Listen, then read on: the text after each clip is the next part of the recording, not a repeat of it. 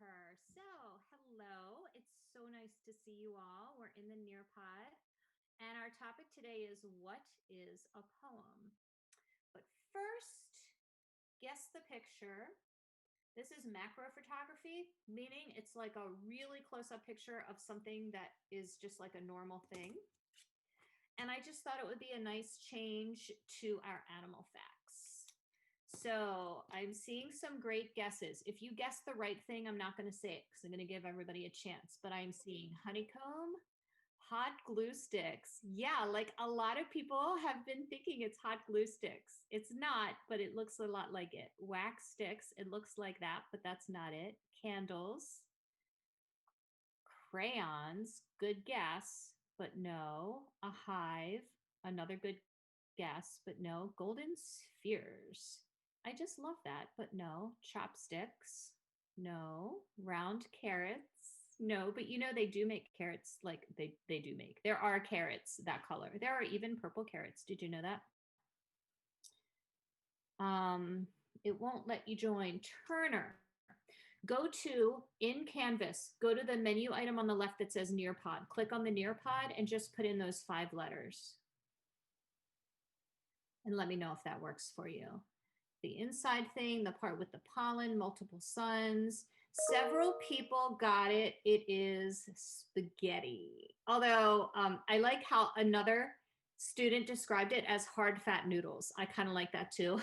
But it is spaghetti, just the regular kind of spaghetti, just for fun. I'll come up with a new one for next time. Yes, Addison, you got it. Yeah.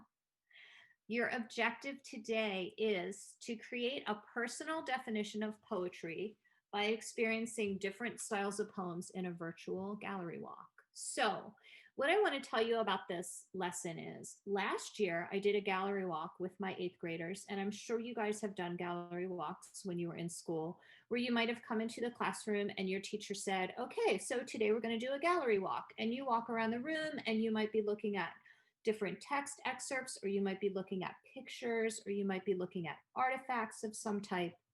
So I wanted to sort of recreate the experience of a gallery walk.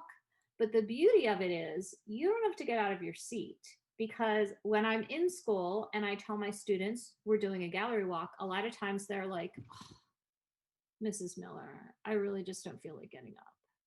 And I feel you, right? I get it. It's after lunch. It's the last period of the day. We're a little bit tired. So you're going to get to do a gallery walk without ever getting out of your seat. But before we do that, I'm going to go through the agenda with you, and then we have a little activator, and then we'll get started. So our activator today is going to be what is a poem? Then we'll do our gallery walk, where you're going to look at 8 different texts, and you're going to decide, is it a poem or not?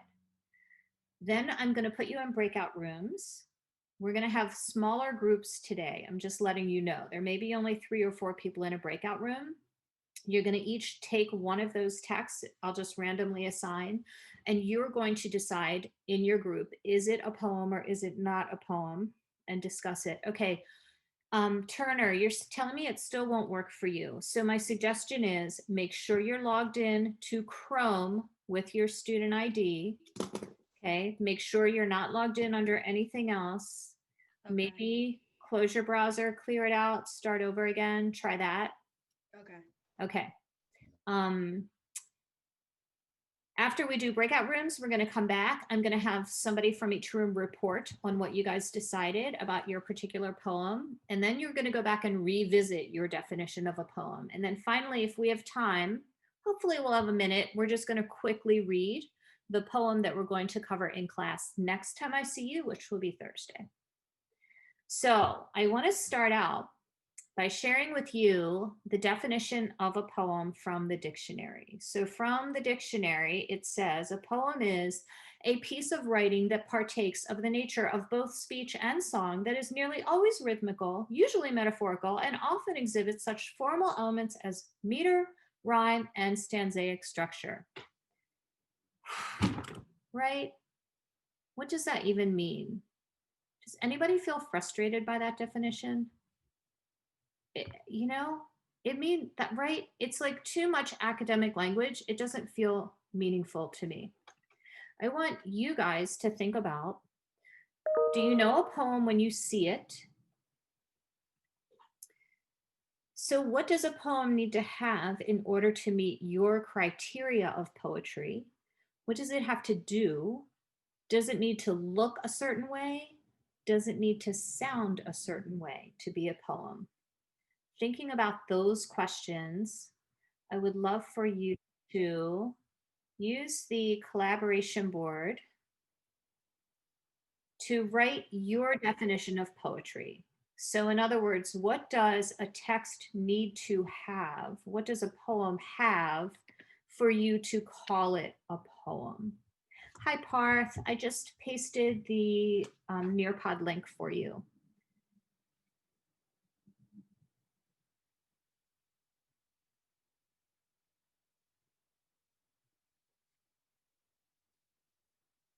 And Addison, thank you for asking that question. Yes, I'm going to just quickly type those questions into the chat.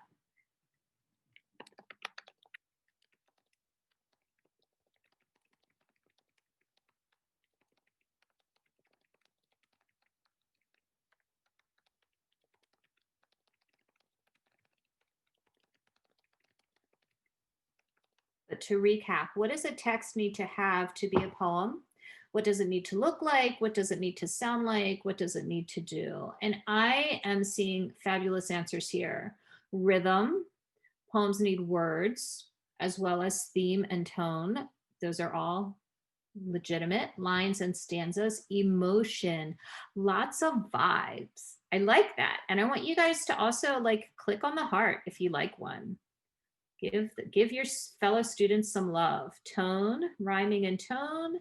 A text that has lines and stanzas and tells a story without explaining every detail. Guys, these are really awesome thoughts. To have meaning, to have stanzas and some lines if necessary. It doesn't really need to look a certain way to be claimed as a poem. If you make it your own, then it is a poem and you do not need rhythmic words either. I like that. Very inclusive consideration of what a poem might be. A short story told in stanzas and has descriptive language and makes me feel something. I like that one too. You guys are doing awesome. Metaphoric language, such as similes and